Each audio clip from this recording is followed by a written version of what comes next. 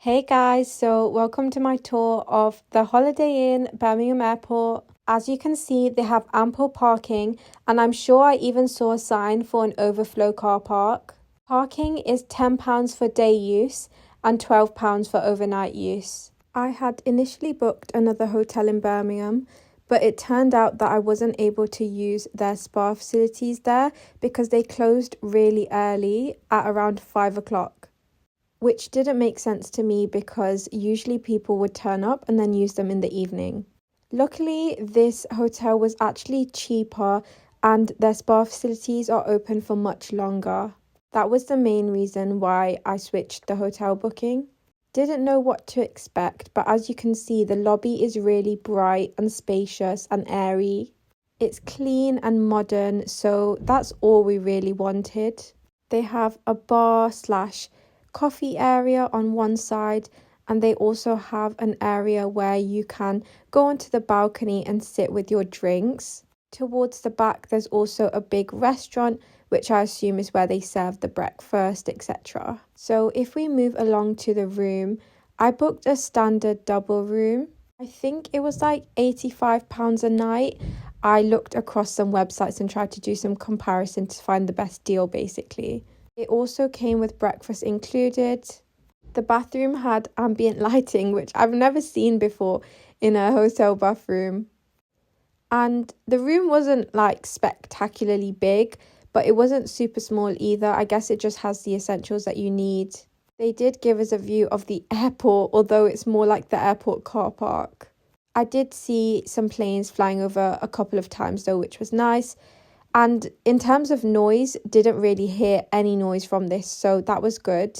I'm guessing the building is quite soundproofed because it's next to an airport, because we couldn't really hear much.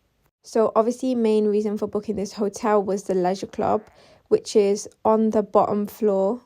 It was really quiet, and this was a Saturday night, but yeah, it was really quiet and quite chill to be honest. You can see that the interior is pretty clean, just modern, and not too much going on as well. It's just a standard basic hotel, but it's always nice to do a tour of these ones in case you are thinking of booking so you know what to expect. Right, let's check out the leisure club then, which basically compromises of a gym and a swimming pool. They also have a lift for disabled, so that's really good. The gym had free water bottles, which was nice, and it also had a scale in it. They had lots of equipment, so strength machines, cardio machines, and as you can see, it has a nice view of the pool. I think that only being here for like one night meant that this was more than enough equipment and stuff that you'd need. There was one guy at the back doing his own little workout, but apart from that, it was quiet. This is the water fridge that I was talking about, so they did have some water bottles in there. Now, if we walk through to the swimming pool, that's when I can show you how that looks. They did have a family changing room there on the left. This little poster was actually just showing you their conference rooms because they have conference rooms available to book as well. It is really disability friendly because that is a disabled changing as well as a family changing room. Now, if we go down this corridor into the changing rooms, I can show you the pool. One of the biggest things for me is a hotel having a pool because I just feel like if I'm going to pay to sleep somewhere else, I want there to be an additional thing to a bed.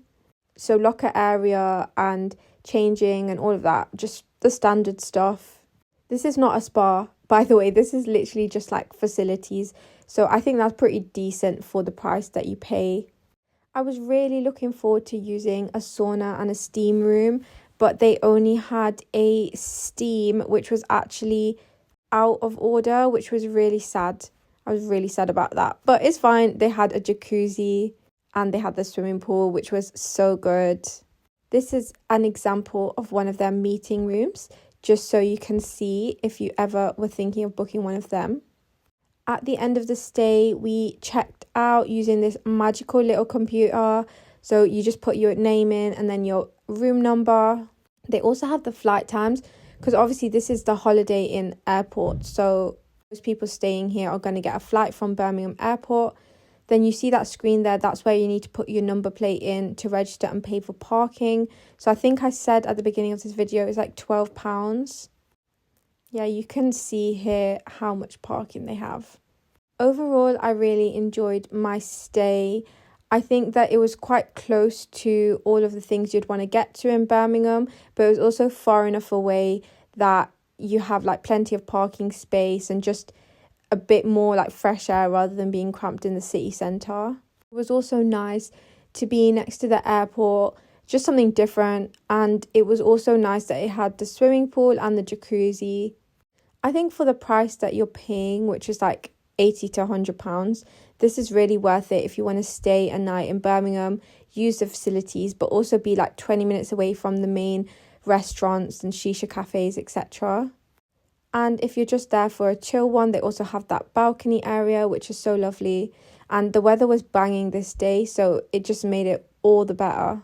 I hope you enjoyed this video. Please give it a like.